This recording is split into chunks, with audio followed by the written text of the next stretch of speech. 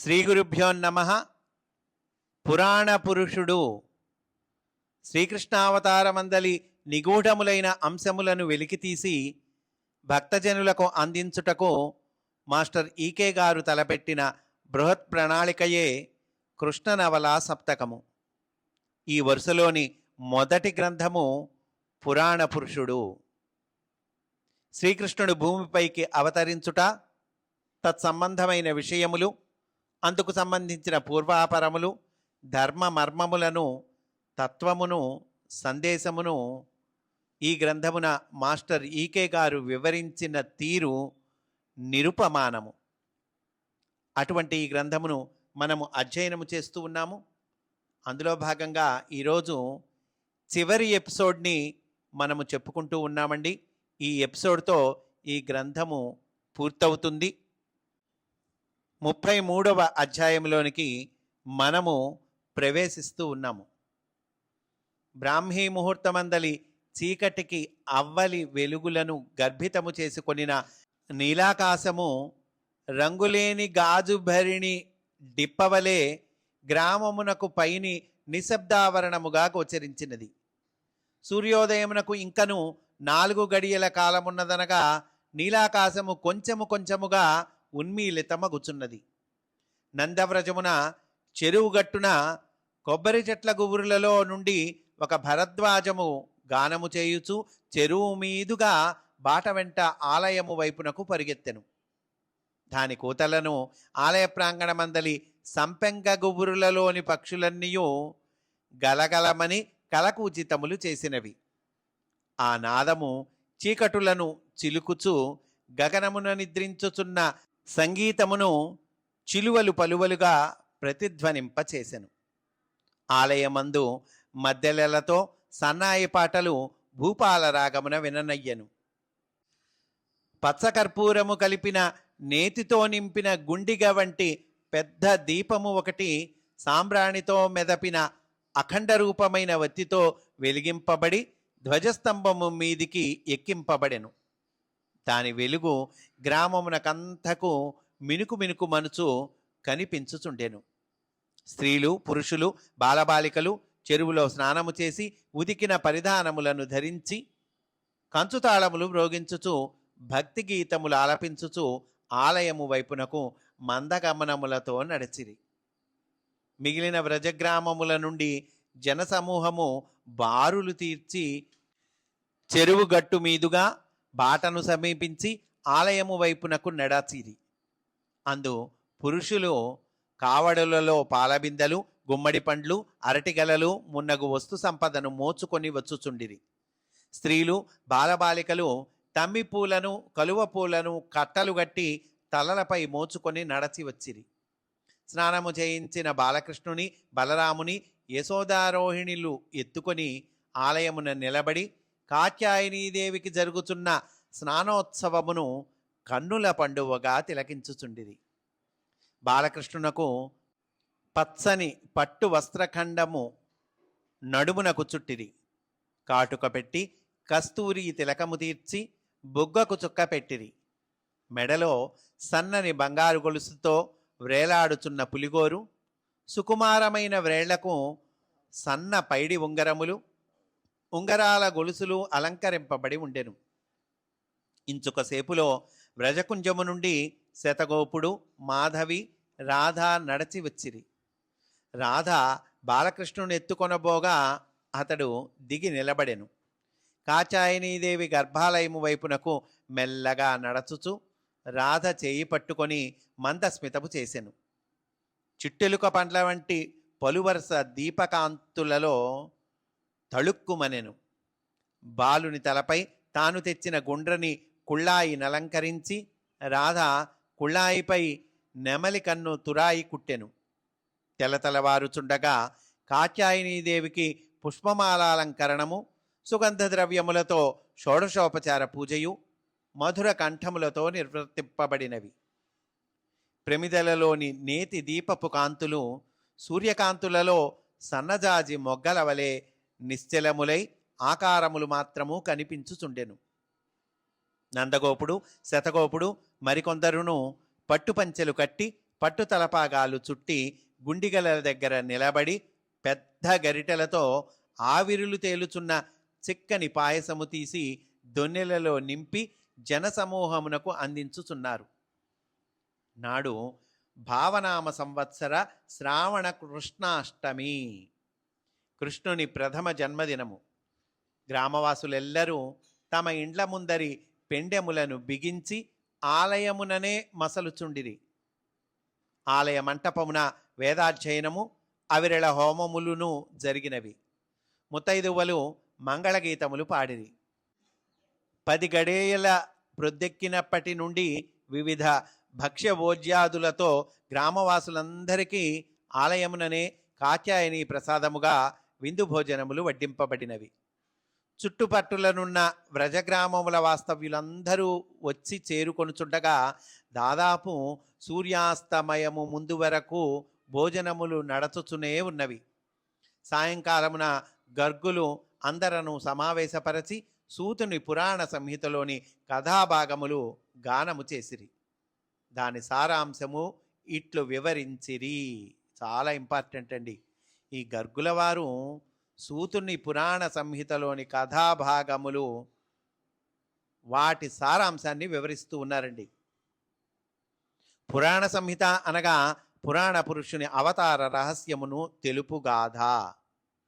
కాలకాలముల యందును అధర్మమును దమించి ధర్మమును సంస్థాపించుటకై పురాణ పురుషుడు అనేక దేహములతో దిగివచ్చుచుండును. తొలుత వరాహమూర్తి అయి సృష్టిగోళములను భౌతిక లోకములనుద్ధరించెను. అంటే దశావతారాలు, వరుసగా అవతారాలు ఇస్తూ ఉన్నారండి. మొట్టమొదట ఏ అవతారం గురించి చెప్పారు? వరాహమూర్తి అయి సృష్టిగోళములను భౌతిక లోకములను ఉద్ధరించెను. అతని అవతారములు అనంతములు. మత్స్యమూర్తి అయి వేదములను ఉద్ధరించెను. కూర్మమూర్తి అయి అమృత మథనమునకు ఆధారముగా నిలబడెను. అప్పుడే శూన్యమైన ఆకాశగోళము నుండి అనంత తారకలు సూర్యమండలములై అమృతపు చినుకులుగా వెలువడెను. మన భూమిపై పురాణ పురుషుడు ధన్వంతరిగా దిగివచ్చి జీవులకు హృదయము అనబడు అమృత కలశమును నిర్మించి తెచ్చి ఇచ్చెను. తారకల గమన క్రమము నుండి పృథువు, ధ్రువుడు మున్నగు తేజోమూర్తులుగా ప్రత్యక్షమై భూమిని స్థిరపరచి అందుండి ఖనిజములను, వృక్షాదులను, పశుపక్షాది జంతుజాలమును పొదుగు నుండి పాలు పిండినట్లు వెలువరించిరి. ఆ వెలుగుల ప్రతినిధులుగా అతడే సూర్యచంద్రవంశముల ప్రభువుల రూపములతో దిగివచ్చెను. సృష్టి ధర్మములను మానవుని యందు స్థిరపరచుటకై క్రమశిక్షణమును ఏర్పరచి మనువు రూపము ధరించెను. మానవ విద్యాలయములుగా గృహస్థ ధర్మములను స్థాపించి దాంపత్యమును శిక్షణాలయమును ఏర్పరచెను. అంటే ఈ దాంపత్యం ఏంటి? శిక్షణాలయము అంటున్నారు. Training institute. పురాణ పురుషుడే పాలక పాలిత ధర్మములను నిర్మాణము చేసి ప్రభువులకు మనోధర్మములుగా స్థాపించెను. కాలక్రమమున పరిపాలకులు ప్రజలను పీడించిన వేళలలో ప్రభుత్వ నాయకులను వేటాడి సంహరించి ధర్మ సంస్థాపనముకై భూమిని ఋషులకు పంచిపెట్టుటకై సంఘనాయకుని మూర్తిగా ఆయా కాలములలో అతడే దిగివచ్చును. అట్టి విప్లవాత్మకమైన సంఘనాయక సంస్థయే పరశురామావతారము. తత్ఫలితముగా ప్రజారంజకుడైన చక్రవర్తిగా ధర్మ నిరూపణమూర్తిగా తానే మరలా దిగివచ్చును. అదియే రామావతారము. అందు పెద్దల ఎడ విధేయత, ఏకపత్నీ వ్రతము, పాతివ్రత్యము, దుష్ట సంహారము, ఋషిధర్మ రక్షణము, ప్రజారంజనము సంఘధర్మములుగా స్థాపింపబడును. సూర్యునకు భూమికి నడుమ జరుగుచున్న దాంపత్య యజ్ఞమగు సంవత్సరమున భూమిపై పండునట్టి సస్యమును దేవతగా ఆరాధించి యజ్ఞార్థముగా స్థాపించుటకై భూమిని దున్నునట్టి అవతారముగా దిగివచ్చెను. అతడే జనకుడు. పశుగణ సంపదను ఆరాధించుట, పాడి పంటను యజ్ఞార్థముగా వృద్ధి చేసి పంచిపెట్టుట, వైశ్య ధర్మములుగా స్థాపించుటకు మరి ఒక అవతారమెత్తెను. అతడే దేవకి అష్టమ గర్భమున దిగివచ్చిన మన బాలకృష్ణుడు. వానితో పాడి పంటలను విస్తరింపజేయు సహచరులుగా దేహములు దాల్చిన యజ్ఞాంగమూర్తులైన ఈ వ్రజ వైశ్యగణము ధన్యజీవులు. ఈ సంపదను అనుభవించుచు వినిమయ సౌకర్యము కొరకై పూర్వము శిక్షణాలయములుగా మనువుచే గ్రామములు నెలకొల్పబడినవి. ఒక్కొక్క గ్రామమున గల సంపదను సమీకరించి అన్నోదకములను అందజేయుటకై యజ్ఞవాటికలు ఏర్పడినవి. అవియే కాలక్రమమున దేవాలయములైనవి. పూర్వము గ్రామవాసులు తమ ఇండ్లలో సస్య సంపదను దాచటివారు కారు. గ్రామస్తులందరూ పొలములలో తోటలలో కృషి యజ్ఞము నిర్వర్తించి గ్రామ మధ్యమున ఒక సస్య నిలయమును నిర్మించి దానియందే ధాన్యాదులను సమకూర్చెడివారు. గ్రామస్తులందరూ ఆరాధనమును భోజనాధికములను అచటనే నిర్వర్తించడివారు. ఆ కేంద్రములే యజ్ఞశాలలై క్రమముగా దేవాలయములైనవి. రఘురాముని కాలము నుండి రామాలయములైనవి. అన్నోదకముల విభజనము సుకరము చేయుటకై దేవాలయములకు అంగములుగా, గ్రామములకు రక్షణ కేంద్రములుగా పొలిమేరలయందు శక్యాలయములు, వీరభద్రుల నిలయములు, పోతురాజు గుడులు ఏర్పడినవి. గ్రామవాసుల విద్యాభ్యాసమంతయు దేవాలయములయందే జరుగుచుండేది. విద్యాగురువుల పర్యవేక్షకుడుగా, గ్రామవాసుల ఆరోగ్యమునకై ఆయుర్వేదవేత్తగా, ఆపదలను నివారించుటకై మంత్రతంత్ర క్రియాదక్షుడుగా, కాల నిర్ణయములకై జ్యోతిర్విధుడుగా సర్వజ్ఞుడైన మహానుభావుడు ఒక్కొక్క దేవాలయమునకు అధిపతిగా ఉండేడివాడు. అతనిని పురోహితుడు అందరు. అనగా గ్రామ ప్రజలకు పురోగామి అయి నడుచుచు హితమును చేకూర్చువాడు. ఇందరిలో ఇన్ని రూపములతో కర్మసిద్ధి కలిగించి ధర్మసిద్ధిని సమకూర్చుటకై కాలస్వరూపుడగు భగవంతుడే పనిచేయుచుండును. అతడే అన్ని విధములుగా దిగివచ్చునట్టి పురాణ పురుషుడు. అతని సమగ్ర స్వరూపమును ఉపదేశించుటకే కృష్ణద్వైపాయనుడు పురాణ సంహితను సూతుని మూలమున మనకందరకు ప్రసాదించెను. దానిని అనుసరించి యజ్ఞార్థముగా జీవితములు మలచుకొనుచు మన బాలకృష్ణుని పురాణ పురుషుడుగా దర్శించి పెంచి పెద్దవానిని చేసి అతని మార్గమును అనుసరించుటయే మన ప్రస్తుత కర్తవ్యము. రాత్రివేళ దీపకాంతులతో నృత్య నర్తన సంగీత కళావిలాస గోష్ఠులు వినోదము కలిగించినవి. గోపయువకులు మహోత్సాహముతో లలిత కళా ప్రదర్శనములు చేసిరి.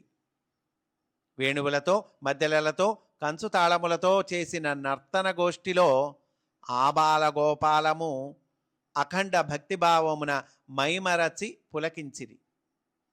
కొంచెము దూరముగా దాసవేశ్యల కుటుంబములు ఆసీనులై వినోదములలో పాల్గొన కుతూహలపడిరి. అంటే దాసవేశ్యలకు ఊరి బయట ఇళ్ళు ఏర్పరిచారు కదండి, వాళ్ళు పాపం కుతూహలపడ్డారట ఈ వినోదములలో పాల్గొనటం కోసం. నర్తన సంకీర్తన కథాగానానంతరము దాసవాటికకు నాయకుడైన ఒక దాసయువకుడు అతని నాయకురాలు లేచి వినయముతో పెద్దలకు నమస్కరించిరి. నాయకుడు ఇట్లు విన్నవించుకొనెను. మేము బాలకృష్ణుని జననగాథను నృత్యరూపముగా అభ్యసించితిమి. అనుజ్ఞ ఇప్పించినచో మా కళా కౌశలము చూపించెదము. బాలుని జన్మదినోత్సవము వేడుకకై మేము తనువుతో మనసుతో వాక్కులతో వేచియున్నాము. మేము అస్పృశ్యులము కనుక దూరము నుండియే మా కథా ప్రదర్శనమును చూపి వినోదింపచేసెదము. పెద్దలు అవతరింపవలెను అన్నారండి. నందగోపుడు నిలబడి ఇట్లనేను, సాధుజనులారా, పురాణ పురుషుని జననగాథ అభినయించుటలో శిక్షణము పొందియున్నారు కనుక మీరును ఆర్యధర్మము అవలంబించిన వారే.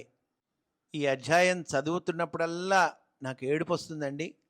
ఆ ఏడుపుని నేను జాగ్రత్తగా ఆపుకుంటూ చేయటానికి ప్రయత్నిస్తున్నాను. ఎందుకంటే వాళ్ళు వేశ్యలు అని చెప్పేసి దూరంగా పెడతారండి వాళ్ళ కుటుంబాల్ని. కానీ ఇక్కడ నందుడు ఏమంటూ ఉన్నాడు, పురాణ పురుషుని జననగాథను అభినయించుటలో శిక్షణము పొంది ఉన్నారు కనుక మీరు ఆర్యధర్మమును అవలంబించిన వారే. స్వామి ఆయన జననగాథ దాన్ని అభినయిస్తూ ఉన్నారు అంటే ఏంటి? స్వామి స్మరణ చేస్తూ ఉన్నారు. ఇంతకన్నా వేరుగా ప్రాయశ్చిత్త కాండయు యోగ సాధనము సార్థకములు కాజాలవు. వాళ్ళని కూడా కలుపుకుంటున్నారండి చక్కగా. ఈ కారణమున పుణ్యాత్ములైన మీరును నేటి నుండి అస్పృశ్యులు కారు. ఈ వేదిక పైననే మీ కళా కౌశలము చూపి మమ్మ ఆనందింప చేయవలెను. వాళ్ళన్నారు మేము దూరంగా ఎక్కడో ప్రదర్శిస్తాం, మీరు చూడండి అన్నారు. నందుడు అంటున్నాడు, ఈ వేదిక పైనే మీరు కూడా మీ కళా కౌశలము చూపి మమ్మల్ని ఆనందింప చేయవలెను అన్నాడండి. ఆ పలుకులు ఆలకించి వారందరూ మహాప్రసాదమని ఉప్పొంగిరి. నేపథ్యమున అవ్యక్తముగా దూరదూరమున నుండి గానము వినవచ్చెను. సన్నని నీలి తెరకట్టి దాని వెనుక నేతి కాగడాలు పట్టిరి. వానిపై గుగ్గిలము జల్లి భేరిని ముక్తాయించిరి. ఆ దృశ్యమును దూరము నుండి చూచుచున్న గోపాలక సామాజికులకు రంగస్థలము ఒక గంధర్వ నగరము వలె కనిపించెను. నీలితెర నీలాకాశము వలె, కాగడా చంద్రబింబము వలె తెరలో నుండి ఈవలకు కనిపించి భ్రమగొల్పెను. నాయకురాలైన నర్తకి రాగమాలపించుచూ ప్రవేశించెను. ఆమె దేవకి భూమిక ధరించెను. స్త్రీలందరూ ఆశ్చర్యపడి దేవకి వంక చూచిరి. నాయకుడు వసుదేవుని పాత్ర ధరించెను. శతకోపుడు ఓహో అని నందుని వంక చూచెను. కంసుడు వధూవరులైన దేవకీ వసుదేవులను రథముపై గొనివచ్చుట, అశరీరవాణి వినిపించుట, దేవకీ వసుదేవులు కారాబద్ధులగుట, కంసుడు నిర్దయుడై 6 బిడ్డలను చంపుట రసభరితముగా ప్రదర్శింపబడెను. ప్రేక్షకుల కన్నులు అశ్రుపూరితములయ్యను. దేవకి 7వ గర్భము ధరించెనని వార్త పుట్టుట, వసుదేవుని భార్య రోహిణి ఆ గర్భమును ధరించుట, ఆమెను శతకోపుడు రహస్యముగా నందగోపునింటికి చేర్చుట, నందుని ఇంట బలరాముడు పుట్టుట బట్టబయలుగా ప్రదర్శింపబడెను. తమకు తప్ప మరెవ్వరికి రహస్యములు తెలియవని నమ్మిన నందగోపుడు మొదలగు వారు ప్రదర్శనము చూచి నిశ్చేష్టులైరి. గర్గమహర్షి ఈ నృత్తరూపకమును రచించి వారిచే అభ్యసింపచేసెనని శతగోపుడు నందుని చెవిలో చెప్పెను. గర్గమహర్షే చేసేటండి. వాళ్ళకి ఈ నృత్య రూపకాన్ని రచించి వారిచే అభ్యసింపచేసేట గర్గమహర్షే. శతగోపుడు ఈ విషయం చెప్పాట. కృష్ణ జననము, వసుదేవుడు బాలుని గొనివచ్చి నందవ్రజమున దింపిన క్రమము ప్రదర్శించుటతో రూపకము పరిసమాప్తమయ్యను అనంటూ ఈ అధ్యాయాన్ని పూర్తి చేశారండి. ఇంతటితో ఈ పురాణ పురుషుడు అనేటువంటి గ్రంథమును అధ్యయనము చేయటము మనం పూర్తి చేసుకున్నామండి. ఇది మరలా వినవలసినటువంటి గ్రంథం అండి. ఈ గ్రంథాన్ని ఎప్పుడు విన్నా కూడా మనకి కృష్ణ సాన్నిధ్యము తప్పకుండా కలుగుతుందండి. అందులో రాసిన వారు కూడా శ్రీకృష్ణులే అండి. ఈ గ్రంథంలో కథానాయకుడు శ్రీకృష్ణుడు. ఈ గ్రంథ రచన చేసినటువంటి వారు కూడా మాస్టర్ ఈకే గారు సాక్షాత్తు శ్రీకృష్ణులే అండి, మాస్టర్ ఈకే గారు. కనుక అందరము ఈ గ్రంథమును మరలా చదువుకోవటం లేదా వినటము చేసి తరించుదుముగాక అని తెలియచేస్తూ నమస్కారంస్ మాస్టర్ ఈకే, నమస్కారంస్ మాస్టర్ ఎంఎన్, నమస్కారంస్ మాస్టర్ సివివి. స్వస్తి. వాసుదేవ.